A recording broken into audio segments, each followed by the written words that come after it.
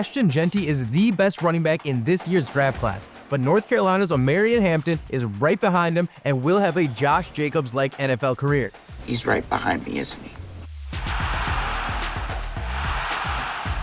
You asked for it and we delivered. It's Fan Friday, and you, the fans, chose today's topic for Point of View. Don't forget to leave a comment down below. Let us know which running back prospect you think is the best after Ashton Jeanty. According to mock drafts, the gap between Jeanty and the rest of the tailbacks is huge, but I think Omarion Hampton is being overlooked here. He just wrapped up his college career at UNC, where he made noticeable improvements each year. After playing sparingly during his freshman season with under 100 carries, yet still scoring 6 rushing touchdowns, he put himself on the map during his sophomore season. He led the ACC in rushing attempts, yards, touchdowns, and total touchdowns while pulling in 22 receptions. That was enough to put him at the top of many running back lists leading into the 2024 season, and he only got better from there. In 12 games, Hampton recorded over 1,600 yards and 15 scores on 281 rush attempts this season, while adding 38 receptions for nearly 400 yards and 2 touchdowns. If it weren't for Ashton Jeanty having a historical season and Cam Skadaboo having a big year on a playoff team, you'd have heard a lot more about Hampton throughout the season. But that shouldn't take away from the fact that he was a total force on a team that was in the bottom half of the conference in passing yards. He got a ton of attention from defenses and still put on a show every Saturday. Maybe his best player of the year came when UNC was on the wrong side of a blowout against JMU, yet Hampton showed no quit. Here, he blows through 4 would-be tacklers to add to his historic Tar Heel career. That's just straight bully ball, and it encapsulates just the type of player he is and the type of player I think he projects to be in the NFL.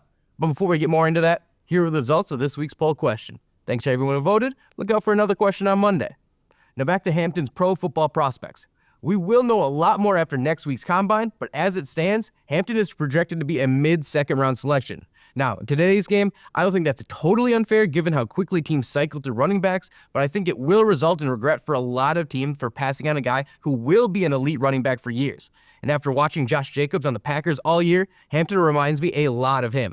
Both are roughly the same size and have a similar running style that includes a lot of brute force, and it often takes a second effort to bring them down.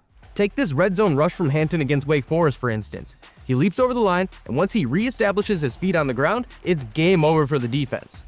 That's the same type of thing we see here from Josh Jacobs. He doesn't leap like Hampton, but he breaks through 3 or 4 arm tackles to secure 6 points.